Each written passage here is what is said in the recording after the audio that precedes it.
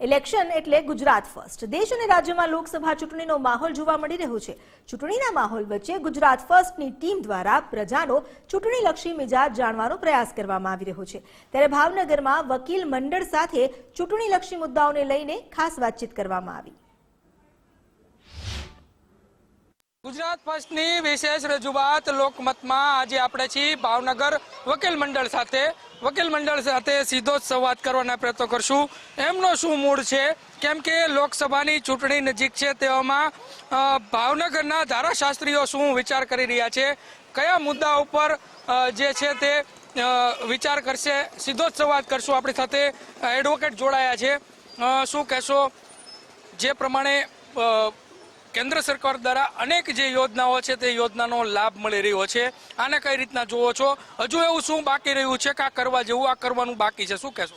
ભાવનગરમાં તો ઘણું કરવાનું બાકી છે. ફક્ત એક નમૂનો આપું કે જે અત્યારે બ્રિજ બને છે, જેનો સમય મર્યાદા પૂર્ણ થઈ ગઈ છતાં હજી ગોકુળ ગાયની ગતિએ કામ ચાલુ છે.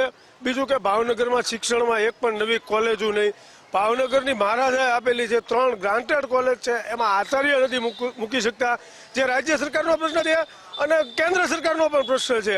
એટલે ભાવનગરમાં તો હજી ઘણું કરવાનું બાકી છે. એક પણ નવી ઇન્ડસ્ટ્રીઝ નથી લાવતા, એક પણ એવો ઉદ્યોગ નથી. અને અહીંના સાંસદ છે જે ટ્રેનું કે અહીંથી હરિદ્વારની એકાદી ટ્રેન ચાલુ કરાવશે, ચૂંટણી આવશે અને પાછું બંધ થશે. અહીંની ફ્લાઇટની સેવા કે જે ચૂંટણીઓ આવશે એટલે દિલ્હીની ચાલુ થશે, સુરતની, અમદાવાદની થશે. હાલ એક પણ ફ્લાઇટ મારા નોલેજ મુજબ એક પણ ચાલુ નથી. ચોક્કસથી કનેક્ટિવિટીનો જે પ્રોબ્લેમ છે તે અત્યારે વકીલ મંડળ છે તે જણાવી રહ્યા છે.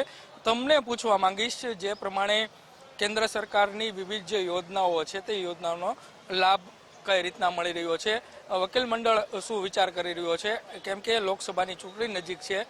પ્રવાસન ક્ષેત્રની જો વાત કરીએ તો તેમાં પણ ઘણું ડેવલપમેન્ટ છે. શું કહેશો, કઈ રીતના જોવો છો? યોજનાની વાત કરીએ તો ભાવનગર એમાં ઘણું પાછળ છે અને કોઈ યોજનાનો લાભ ભાવનગરની પ્રજાને મળ્યો હોય એવું જણાતું નથી. પ્રવાસન ક્ષેત્રની વાત કરીએ તો આખા સૌરાષ્ટ્રની અંદર જોવા જઈએ તો ભાવનગરમાં ઘણા બધા એવા સ્થળો છે, પિરમબીટ છે, કોળિયાક છે, એનો આજની સુધી કોઈ વિકાસ થયો નથી. માત્ર વિકાસની વાતો થાય છે. એટલે ભાવનગરના વિકાસ થશે એ તો એક બાજુ રહીશું, પણ જે છે અત્યારે ભાવનગરની પ્રજા વિકાસ થાય એના માટે નથી લડતી, પણ જે છે એ વયું ન જાય એના માટે લડે છે. ચોક્કસથી જે વિકાસલક્ષી જે યોજનાઓ છે તે ભાવનગરને પૂરતી નથી મળી તેવું અહીંના ધારાશાસ્ત્રીઓ કહી રહ્યા છે. તમે કઈ રીતના જોવો છો? કેન્દ્ર સરકારની અનેક જે યોજનાઓ છે તેનો લાભ ભાવનગરના લોકોએ મેળવી રહ્યા છે, આને કઈ રીતના જોવો છો? હજુ એવું શું બાકી રહ્યું છે કે આ કરવા જેવું છે? શું કહેશો? મારા પ્રમાણે જે કેન્દ્ર સરકારની જે યોજનાઓ છે, રોડ, પાણી, વીજળી, ક્રાંતિ આવી છે. અને એજ્યુકેશન બાબતે, પ્રવાસન બાબતે એસટી વિભાગના તમે સાહેબ લક્ઝરી બસ કરતા તે વિશેષ સેવાઓ આપેલી રહે છે. લોકોને પાસની વ્યવસ્થા છે, વિદ્યાર્થીઓની માટે ફ્રી ઓફ ચાર્જની વ્યવસ્થાઓ છે.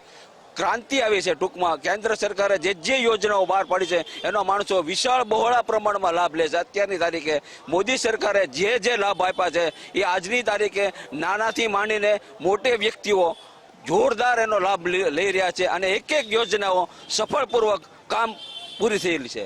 ચોક્કસથી અહીંયા મિશ્ર પ્રતિસાદ છે તે મળતો હોય તેવું લાગી રહ્યું છે.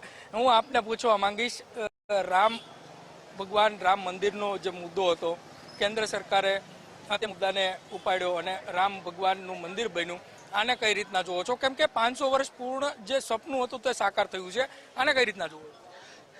Himanshu Joshi, vice president Bhavnagar bar association. હવે આપે સરસ એક કહ્યું છે રામ મંદિરનો મુદ્દો આજનો નથી.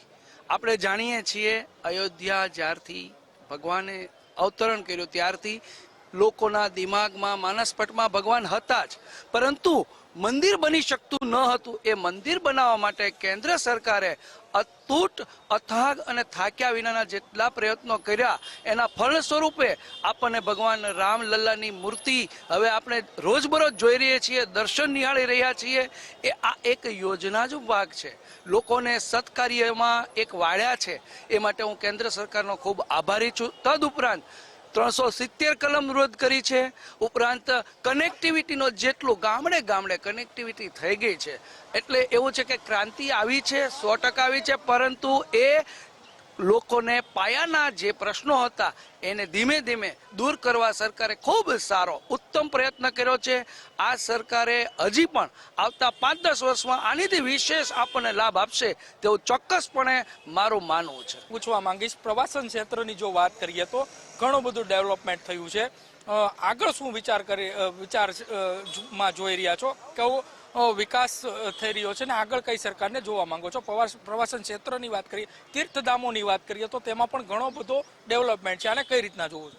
મારું નામ શૈલેષભાઈ જોશી, હું વ્યવસાય એડવોકેટ છું અને ભારતીય જનતા પાર્ટીની સાથે પણ ઘણા સમયથી સંકળાયેલો છું. તાજેતરની અંદર જોવામાં આવે તો પ્રવાસન ક્ષેત્રની અંદર જે આપણા દેશના યશસ્વી વડાપ્રધાન શ્રી નરેન્દ્રભાઈ મોદી સાહેબની દ્વારા અલગ અલગ શહેર માર્ગની અંદર જે કોઈ પણ જાહેર સ્થળો હોય, દાખલા તરીકે મંદિરો હોય, રામ મંદિર છે, પછી જાહેર રસ્તો છે, એ અંગે ખૂબ એટલે ખૂબ સારા એવા રોડ, નળ, ગટર, આ તમામ વસ્તુનો ખૂબ સારો એવો વિકાસ કરવામાં આવેલો છે. અને તાજેતરમાં જો દરેક માણસોને દરેક પ્રકારની સુવિધાઓ અહીંયા પ્રાપ્ત કરવામાં આવેલી છે અને કોઈ પણ જાતના વ્યક્તિઓ એનાથી નારાજ નથી. તાજેતરની અંદર છેલ્લા 10 વર્ષથી આપણા દેશના યશસ્વી વડાપ્રધાન શ્રી નરેન્દ્રભાઈ મોદી સાહેબની દ્વારા જે વિકાસને લગતા કાર્યો કરવામાં આવેલા છે, જે કેન્દ્ર સરકારથી માંડી અને જે કોઈ પણ કાર્ય કરવામાં આવે છે તે છેક છેવાડાના ગામડાના માનવીઓ સુધી પણ આ વિકાસને કાર્યક્રમને લગતો ખૂબ લોકો એનો સેવાનો લાભ લઈ રહ્યા છે.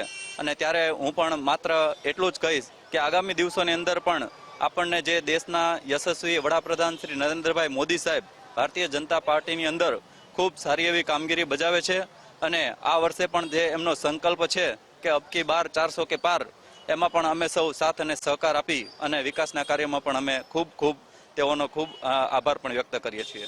ચોક્કસથી આ હતા ભાવનગર વકીલ મંડળ કે તે જણાવી રહ્યા છે કે જે પ્રમાણે વિકાસલક્ષી જે યોજનાઓ છે તે બહાર પાડવામાં આવી છે ને તેના થકી સંતુષ્ટ છે તે જોવા મળી રહ્યા છે.